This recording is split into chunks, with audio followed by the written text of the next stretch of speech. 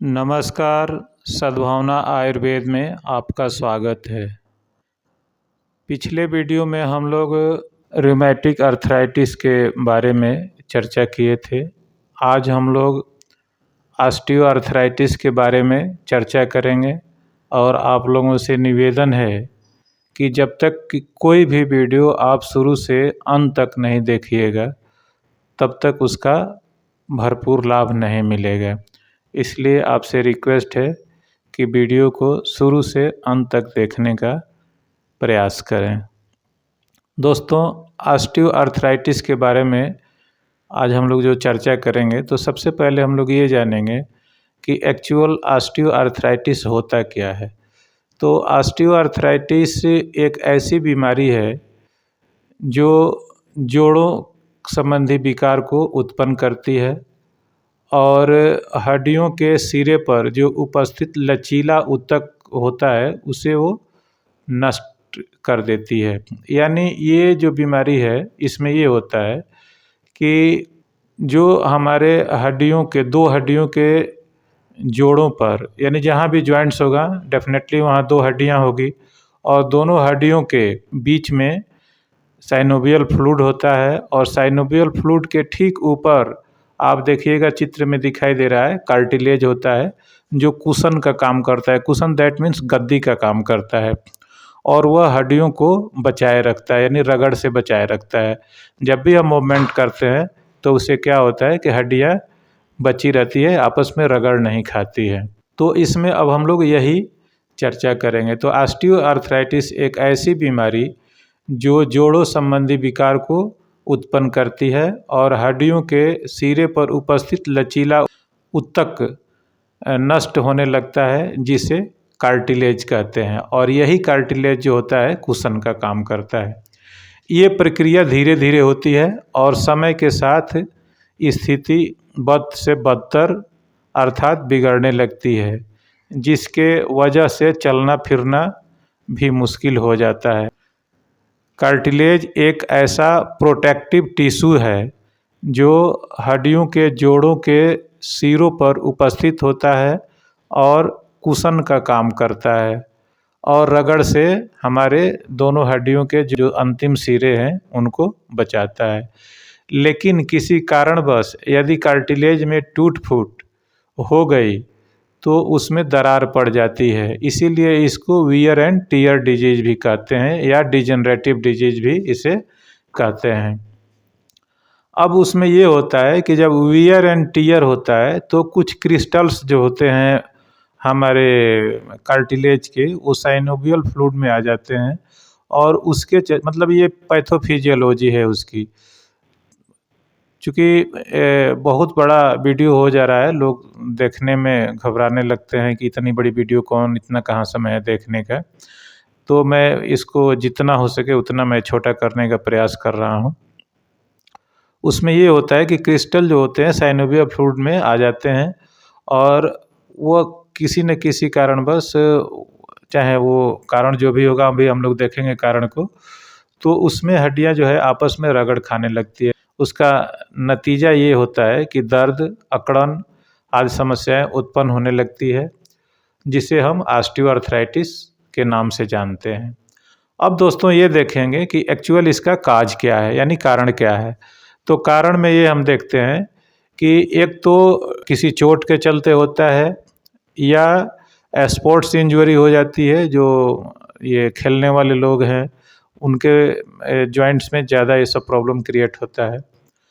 और यदि किसी कारणवश हम कहीं गिर गए, यदि जोड़ हमारे डिसलोकेट हो गए तो उसके चलते भी होता है। एक तो बढ़ती उम्र इसका कारण है ही, बाकी मोटापा भी इसका एक कारण है और कहीं कहीं हेरिडिटी प्रॉब्लम भी देखने को मिलता है। तो दोस्तों अब हम इसका लक्षण ये देखेंगे कि इसमें लक्षण क्या आता है कि ऑस्टियोआर्थराइटिस को हम डिजेनरेटिव आर्थराइटिस या वियर एंड टीयर आर्थराइटिस भी कहते हैं। क्योंकि वियर एंड टीयर का मतलब होता है टूट फूट, तो ये कहीं न कहीं इसका रिलेशन टूट फूट से होता है, चाहे वो स्पोर्ट्स इंजरी के चलते हो या कहीं हम गिर गए, डिसलोकेट हो गया हमारा जॉइंट्स उसके चलते हो। तो ये जो ऑस्टियोआर्थराइटिस है ये हमारे किसी भी जोड़ को प्रभावित कर सकता है। लेकिन विशेष करके ये देखने में आता है कि हमारा हिप और नी जॉइंट यानी घुटने या गर्दन या रीढ़ की हड्डियाँ इसमें ज़्यादा इन्वॉल्व होती है।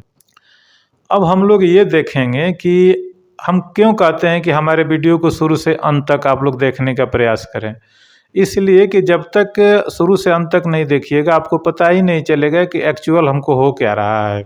तो अब हम इसको डिफरेंशियल डायग्नोसिस में ये देखते हैं कि ऑस्टियोआर्थराइटिस और रूमेटॉयड आर्थराइटिस दोनों में अंतर क्या है। तो पहला नंबर ये है कि एक तो जो एज है वो एज के ऊपर भी डिपेंड करता है, क्योंकि ऑस्टियोआर्थराइटिस वैसे तो किसी भी उम्र में हो सकता है, लेकिन ज़्यादा देखा जाता है कि 50 से 60 के उम्र वाले लोगों को ये ज़्यादा होता है, लेकिन रूमेटिक आर्थराइटिस 30 से 45 वर्ष वाले को ज़्यादा होता है। दूसरा, ये जो ऑस्टियोआर्थराइटिस है ये लेस सीवियर है और स्लो है, जबकि आपका रूमेटॉयड आर्थराइटिस सीवियर है और rapid with in a year, माने 1 साल के अंदर ही वो काफ़ी बढ़ जाता है। और ये एक नॉर्मल वियर टियर डिजीज है यानी डिजनरेटिव डिजीज है, जबकि रूमेटॉयड आर्थराइटिस आपका ऑटो इम्यून डिजीज है। ऑटो इम्यून का तो हम उसमें पहले समझा ही चुके हैं कि ऑटो इम्यून होता क्या है, कि जब हमारा ही प्रतिरक्षा बॉडी हमारे किसी अंग के ऊपर आक्रमण करने लगे तो उसे ऑटो इम्यून डिजीज कहते हैं। दूसरे नंबर दोस्तों की जो दर्द होगा ऑस्टियोआर्थराइटिस में वो लोकलाइज्ड होगा, किसी एक ही जॉइंट्स में होगा, यानी जहाँ प्रॉब्लम होगा।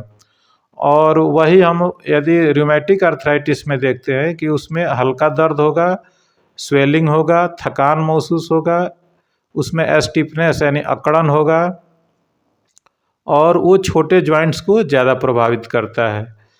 अच्छा, दूसरे में हम ये देखते हैं इसमें जो ऑस्टियोआर्थराइटिस है कि सबसे विशेष इसका जो पार्टिकुलर डिफरेंशियल डायग्नोसिस है, तो इसका जो पार्टिकुलर डिफरेंशियल डायग्नोसिस है उसमें ये देखते हैं कि ऑस्टियोआर्थराइटिस में मोमेंट जब हम करते हैं यानी गति करते हैं तब दर्द होता है, जबकि ये रूमेटिक आर्थराइटिस में हम गति जब करते हैं तो धीरे धीरे उसका दर्द कम हो जाता है, यानी सीटिंग में दर्द ज़्यादा होगा, जब गति करने लगेंगे तो दर्द कम हो जाएगा, तो उसको कहते हैं रूमेटॉयड आर्थराइटिस।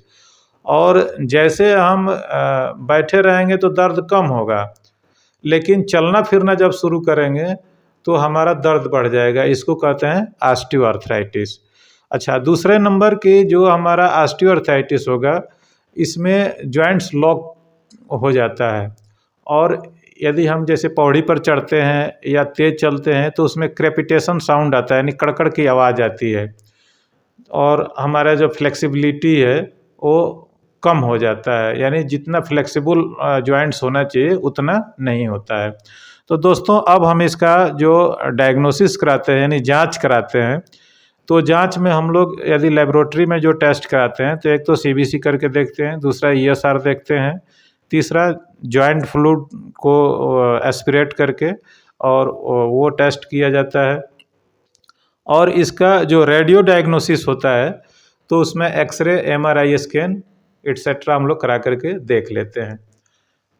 अब हम लोग ये जब फाइनल हो गया कि हमको ऑस्टियोआर्थराइटिस है कि रूमेटॉयड आर्थराइटिस है, तो रूमेटॉयड आर्थराइटिस के लिए मैंने अपने पिछले वीडियो में उसका बहुत ही परफेक्ट ट्रीटमेंट बताया था आप लोगों को, जिसका आपको भरपूर फ़ायदा भी मिलेगा। और ये जो ऑस्टियोआर्थराइटिस है तो हम ऑस्टियोआर्थराइटिस को कैसे रिवर्स करेंगे यानी अपने जॉइंट्स को नॉर्मल करेंगे, उसके लिए मैं ट्रीटमेंट आप लोगों को बता रहा हूँ, और वो आप ट्रीटमेंट लीजिए और किसी आयुर्वेदाचार्य के देख रेख में इस ट्रीटमेंट को लेने का प्रयास कीजिएगा। जैसे योगराज गूगल 1-1 गोली सुबह शाम, चंद्रप्रभा बट्टी 1-1 गोली सुबह शाम, ये दोनों गुनगुने पानी के साथ में आपको लेना है। और एक प्रवाल पिष्टी होता है जो 125 mg से 250 mg के बीच में शहद के साथ हमको सुबह शाम लेना है, इन दवाओं से 1 घंटे बाद में। और दोस्तों एक हमको चूरन बना लेना है, उस चूरन में अर्जुन की छाल 100 ग्राम और एक पंसारी के यहाँ हड़जोर लता आती है, वो जो अपने आसपास के पंसारी होंगे उनके यहाँ आप ट्राई कीजिएगा, आपको मिल जाएगा। तो अर्जुन की छाल 100 ग्राम, हड़जोर लता 100 ग्राम। और इसको क्या करना है कि हमको सुबह और शाम गुनगुने पानी से उन दवाओं से 1 घंटे बाद में लेना है। काम कीजिएगा आप लोग कि अर्जुन की छाल 100 ग्राम, हड़जोर लता 100 ग्राम और इसका महीन कपरछान चूर्ण बना करके 3 ग्राम के मात्रा में, यानी छोटे चम्मच से 1 चम्मच सुबह शाम पानी के साथ ले लेना है। दोस्तों, बिना परहेज का कोई बीमारी ठीक नहीं होता है, इसलिए कुछ हमको परहेज इसमें करना होगा। जैसे चीनी कम खाना होगा, जो भी प्रोसेस्ड फूड है, पैकेट फूड है, वो नहीं लेना होगा। जो सैचुरेटेड फैट है या ट्रांस फैट है उससे हमको बचना होगा।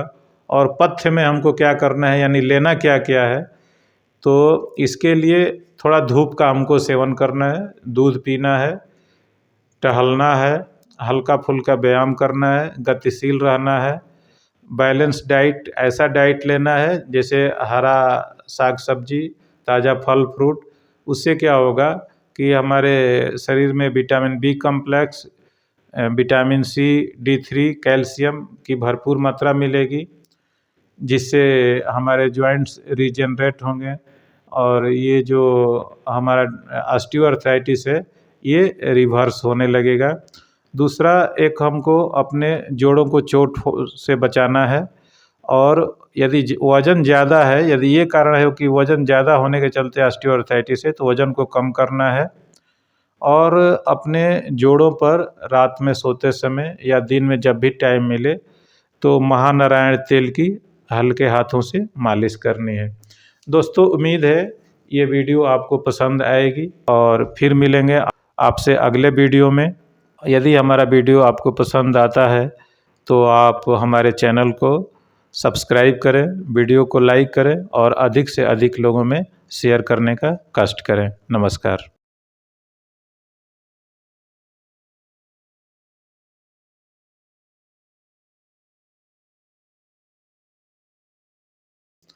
तब तक के लिए आपसे अलविदा होते हैं।